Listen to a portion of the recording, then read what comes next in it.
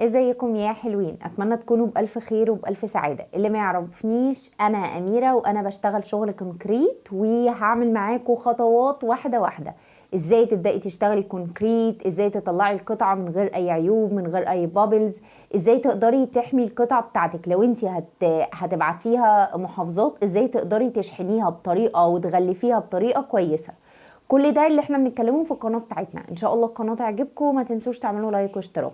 النهارده هنتكلم عن ايه؟ هنتكلم عن التري اللي شكلها بتبقى سحابه. انا مش عارفه انتوا عارفينها ولا لا، بس هي مشهوره جدا في قطعه الكونكريت. ده المقاس بتاعها بيكون المقاس يعني اللي موجود، مفيش ولا اكبر ولا اصغر. ده المقاس اللي هو بيبقى متاح منها. القالب بتاعها قالب مستورد، مفيش منه تقريبا قالب مصري، او انا اللي معايا القالب المستورد بتاعها. الفكرة بقى في ايه؟ ان القطعة دي زي ما احنا شايفين، هي من هنا من الحواف بتاعتها سميكة، ولكن من النص يعني ضعيفة جدا، رقيقة جدا جدا من النص.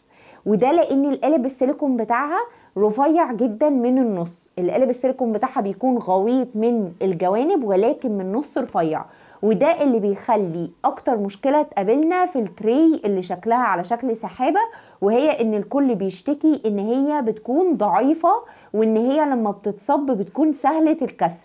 وعشان نحل الموضوع ده، في بقى تركاية كده صغنطوطة وسر كده صغنطط انا بعمله، وده بيخلي القطعة بتاعتي تكون امتن وتستحمل اكتر وما تتكسرش. كمان عايزه اقول لكم، لو انتوا بتستخدموا حاجه تجففوا بيها القطعه بتاعتكم، يعني لو بتستخدموا فرن، لو بتستخدموا الشمس، الطبيعه، اي حاجه، لازم تخلي بالكم ان انتوا ما تسيبوش القطعه بتاعتنا دي بالذات كتير، لان احنا لما بنسيبها كتير بيحصل لها شرخ وممكن تتكسر، لان هي لما بتجف تماما بتكون ضعيفه جدا. فنحاول على قد ما نقدر ان احنا ما نسيبهاش فتره طويله في الحراره، لان احنا عارفين ان الحراره هي اسرع طريقه بتنشف قطعه الكونكريت بتاعتنا، سواء بقى حراره طبيعيه او حراره صناعيه، فرن او مايكرويف، اي الكلام ده يعني. فيلا بينا نشوف الطريقه عملي، وما تنسوش تعملوا لايك واشتراك.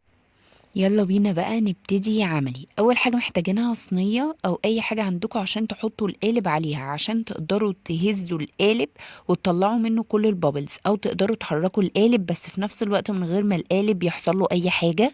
فلازم يكون ثابت على حاجة عشان نقدر نحرك القالب بكل سهولة.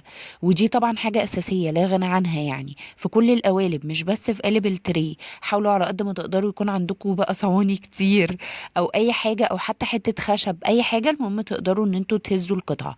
طبعا هنا انا هشتغل قدام منكم عملي خطوه بخطوه. اول حاجه انا قلت لكم ان انا بستخدم خليط بودر جبس على اسمنت. فده الاسمنت، وده انا بشتري اسمنت ب10 جنيه يعني مش كتير.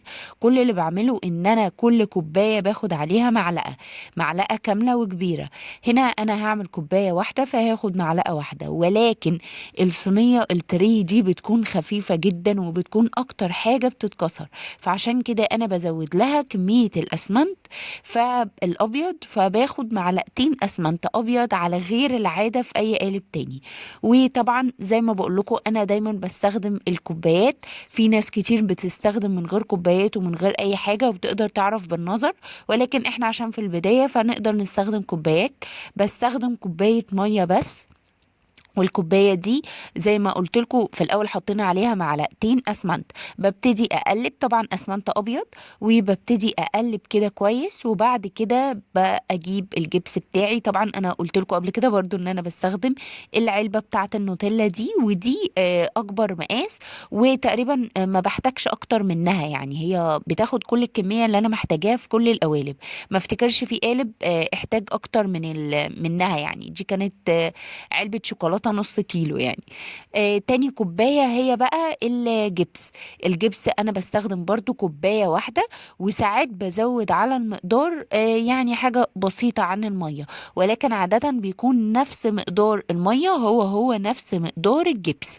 تمام. أنا ليه بقول لكم الكلام ده؟ عشان الناس اللي لسه في البداية، الناس اللي مش قادرة تعرف هي تستخدم قد ايه للقالب.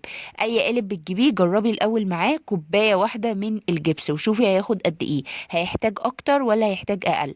طبعا بالنظر هتعرفي، يعني مثلا لو صينيه 30 سنتي اكيد هتعرفي ان هي محتاجه يعني اكتر من كوبايه. فحاولوا على قد ما تقدروا يعني ان انتوا يعني لو عايزين تستخدموا كوبايات حاولوا ان انتوا يكون الكوبايتين اهم حاجة زي بعض، المية والجبس. وزي ما بقولكوا الاسمنت بنحط معلقة. طبعا البطل بتاعنا هنا الكحول الايثيلي، وده تركيز 70%، بجد يا جماعة لا غنى عنه عشان تطلعي القطعة من غير بابلز نهائي. بس عايزة اقول لكم ان انتوا ما ترشوش كتير، انا هنا عندي البخاخة بايظة، ولكن انتوا ما ترشوش كتير لانه بيأثر على الخليط بتاعنا، وكمان ما بيخليهوش ينشف او يتصلب يعني بسهولة.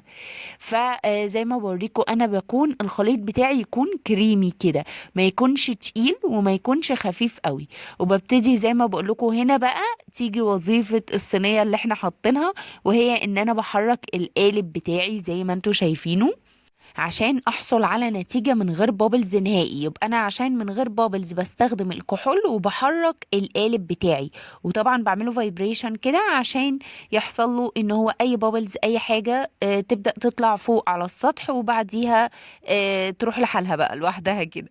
فزي ما انتوا شايفين انا والله ما رضيتش اعمل قط لاي حتة، يعني ما رضيتش اسرع الفيديو ولا اي حاجة، قلت عشان تشوفوا. طبعا انا اسفة على بشاعة المنظر، بس انتوا عارفين ما اقدرش ما استخدمش ايدي، ده حاجة اساسي، بحس كده ان هي بتجيب من الاخر.